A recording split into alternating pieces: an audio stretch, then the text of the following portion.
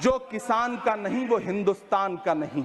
सभापति महोदय, मुझे वित्त मंत्री जी से पूछना है कि वो जो कुछ साल पहले 100 स्मार्ट सिटी बनाने का ढोल पीटा गया था, सुना है उस ढोल में पानी भर गया है, इसीलिए आपने उसका नाम बदल करके सिटीज ऑफ ग्रोथ हब्स रख दिया है। अच्छा है, नाम बदलने का खेल खेलते रहिए, आपकी कई सरकारें तो इसी वजह से चल रही हैं। इस सरकार को पढ़े लिखे लोगों से दिक्कत है सभापति महोदय, इसीलिए इस सरकार ने यूजीसी का बजट 66% कम कर दिया है। वाह इस सरकार।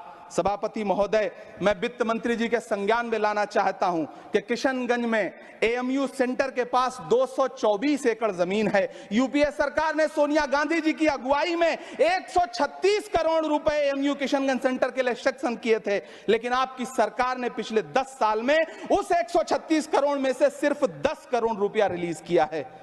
1.5 करोड़ की आबादी वाला सीमांचल बेहतर शिक्षा के लिए उस सेंटर की बाट जोह रहा है। मेरा आपसे सवाल है कि इस सेंटर का बाकी पैसा आप कब रिलीज करेंगे? मुझे उम्मीद है वित्त मंत्री महोदया जवाब जरूर देंगी। सीमांचल उसी बिहार में आता है जिसकी बैसाखी के सहारे आपकी सरकार चल रही है। वहां के लोगों को एम्स की जरूरत है। महानंदा और कोसी से होने वाली बाढ़ की तबाही को रोकने के लिए बांध बनाइए, सीमांचल के साथ सौतेला व्यवहार बंद करिए।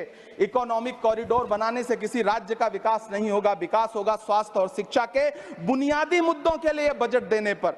सभापति महोदय, एक तरफ तो इस बजट में पीएम आवास योजना के तहत 3 करोड़ अतिरिक्त मकान देने की घोषणा है और दूसरी तरफ लखनऊ के अकबर नगर में 1280 वो मकान हैं जिन्हें रिवर फ्रंट बनाने के नाम पे बुलडोजर से जमींदोज कर दिया गया।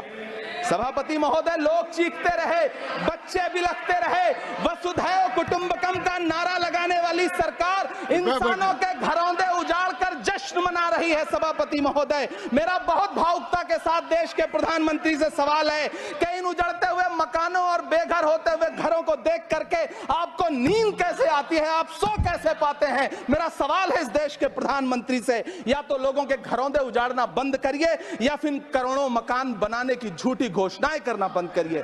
यह बजट झूठ का पुलिंदा है। यह बजट आपके पिछले साल के बजट का कट कॉपी पेस्ट है। यह बजट हमारे चुनावी घोषणा पत्र की नकल करने की एक बेईमान कोशिश है। लेकिन कहावत है ना कि नकल के लिए भी अकल चाहिए। मेरे हाथ में एक तरफ न्याय पत्र है जो हमारा है और दूसरी तरफ अन्याय पत्र है जो आपका है। इस सरकार को आलोचना सुनने की आदत नहीं है सभापति महोदय। जब आप इनसे सवाल पूछिए तो ये शांत रहिए, आप बताइए 70 साल में आपने क्या किया है। मैं तो इस सदन में कहना चाहता हूं सभापति महोदय कि हमसे 70 साल का हिसाब मांगने वालों, जो सरकार अपना चलाया हुआ 2000 का नोट 7 साल नहीं चला सकी, वो हमसे 70 साल का हिसाब मांगती है।